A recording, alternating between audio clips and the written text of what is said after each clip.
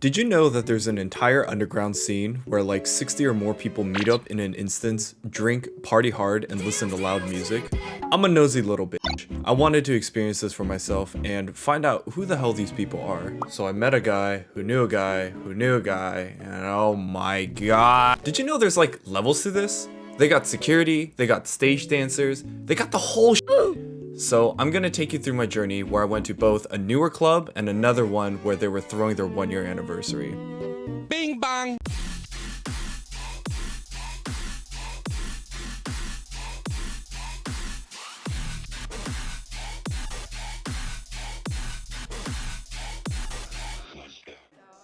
I've been to my fair share of raves, and clubs aren't new in VRChat. While most worlds are catered to the general public, there's open clubs like Void and B. But why even rave in VR? No matter what time of the night or what time of the day it is, there's always something going on. You don't have the issues like if you go to a club or a rave or a bar that you run into oftentimes in real life. Like, there's no fights here. In the electronic music industry, everyone's here for each other, and everyone wants to have a good time and a good vibe. No one wants anyone to have a bad time. What's interesting is that you might think that something like this isn't allowed in VRChat, but nowhere on its terms of service does it say that it doesn't allow party culture. I mean, it makes sense. VRChat is a social game, and it would only be natural that people use this platform to host parties. So you were a club host in reality, and now you're here in VR. What's the biggest difference between the two? I'd say they're quite similar, but the thing is, in real life, you actually have to make sure they get home safely, but in virtual reality, people come and go. It's hard to like make them leave by the end of the night because they get so drunk and they pass out in VRChat. But what's hilarious is that almost everyone who's been playing this game already knows that VRChat has an unspoken issue of alcoholism. People play this game to escape their problems from reality, and in certain cases, some of them legitimately spend more time in VR than they do outside. But I'm going to be talking more about that in a bit. I'm about to go get ready to go to one of Avianse's events. They weren't hosting it in their original venue, but they were partnered with another club to use theirs. And in true VRChat fashion, I had a great welcome in. Hey. Hey, what's up? You know what Monopoly is? Yeah, I do know what Monopoly is. What's up? What's your favorite piece, like on the board? Ooh, I like the shoe. So coming into a small club world, it might seem bizarre, with a mix of people in full body avatars, as well as people standing lifelessly because they're on a desktop. And for your convenience, I've removed the in-game chatter since it sounds like...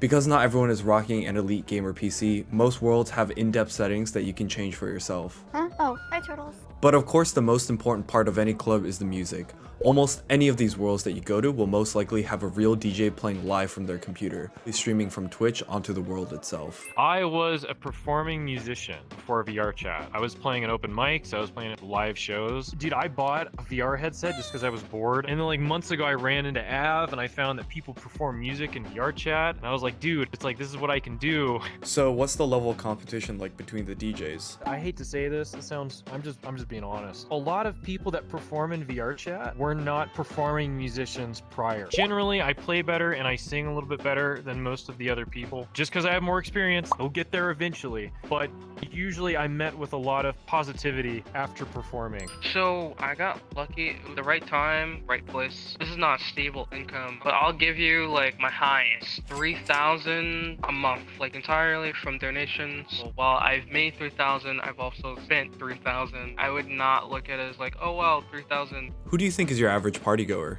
I would say the average party goer is someone who just loves being like around a lot of people and they love fucking drinking. I have the exact answer to this because I can see all the people that listen to me on Spotify. I think 34% of my viewers are between the ages of 23 and 28. 32% of them are between the ages of 18 and 22. I think like 29% of them would be 28 to 34. So after partying and getting to talk to some of the people in Avianse, I had a pretty good sense of what the space was about.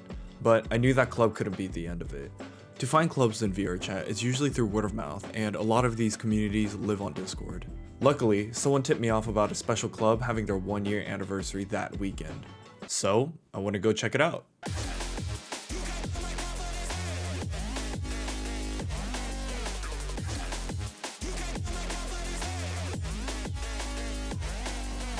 And this is where it got real. In VRChat, worlds have to be built using third-party softwares like Unity or Blender, and these tools are used by many professionals, like in video games, movies, and more. Apart from the world being made by a hobbyist, they had an actual security team. Thing is, this gate right here, so like if you're not going to be optimized, we don't allow you to go through with this gate until we activate it for you. So now, there's some people that try to sneak past us and they'll use a client, and when we see that happen, we know you have a client, and you could possibly crash the world, so we can kick you if you don't listen to us kind of thing, like, just to make sure you don't make other people lag and all that.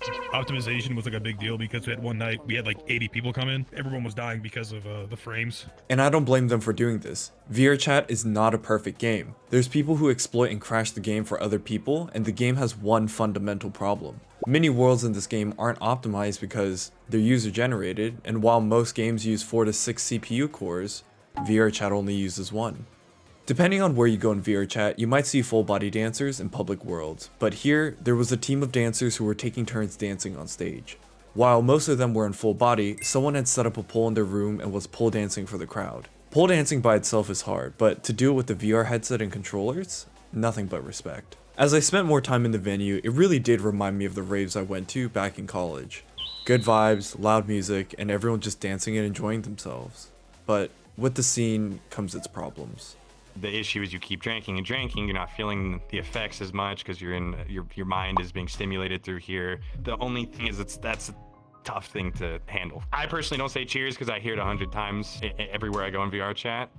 Yeah, I think that's on the individual. You know, you'll hear the people say cheers, cheers, cheers, and just it feels like that peer pressure. There are people that they're not abusing it. They're more like, okay, yo, you're drinking, cheers, rather than in my experience where I actually have heard people tell me that because I wasn't a drinker that they didn't want to associate with me. Let's put it like this. For as many times I do events, I see a lot of people, the same people all the time. I saw some of my friends start noticing like them passing out all the time. It's like, whoa, we need to help like moderate this. I mean, that's a whole that's been noticed in VR as a whole. It's a big drinking issue. You also have the ability to just drink and party from your room. And talking to the guys who run these events, no matter how much they try to moderate or help others, it seems like ultimately it's up to the person themselves. It's virtual reality. How far can you go to help someone? So it was at this point that I wanted to know, why continue? Why in VR? You've probably seen online where a DJ plays suddenly a genre they're not used to. Most people IRL will on that genre. In VRChat, you can literally just play any genre you want, and it's amazing. Yeah, you can play any genre. Everyone accepts it. Everyone loves any genre you play. Every time whenever I do a DJ set, I see like this core group that comes in. They're always putting their leg up on the DJ like booth and always headbanging whenever I do a performance. People that they, you know, whatever thing they're going through in life, they tell me this. They have like the best times coming to these events. They have like best time they can imagine. I think live music was already dying before the coronavirus. Been more successful doing this, and that's just because there's actually demand for artists. People are wanting to go to live shows, and I don't have to drive anywhere, and neither do they. We literally just put our headset on in our living room. And whether these people knew it or not, they were at the forefront of the metaverse. Not Zuckerberg, but the grassroots communities that emerge from common interests and passion to build something that people can enjoy. There's one word that I will say, and it's family. I've seen people that were in car wrecks that are paraplegic in here. I've seen people that are learning to walk again, come in clubs. I've seen people that just wanted to pick up DJing, and now they've got professional DJs coming in here and teaching them. And thanks to the VRChat and the coronavirus, it's like I learned how to produce. I've just become a better person. I've become a better musician. I just have more skills, and I just have more knowledge, and now my sound is electric. It's modern. I can have dinner and walk into my office, throw on all my stuff, and here I'm listening to a professional DJ playing right in front of me and headbanging with some of my best friends. Yes, VRChat has performance issues. Yes, some people spend too much time in VR, but the new reality is, with attention being the new currency, the metaverse is about supplying the people with their own tools to connect with each other in a way that hasn't been done before. What do you think the future is going to look like?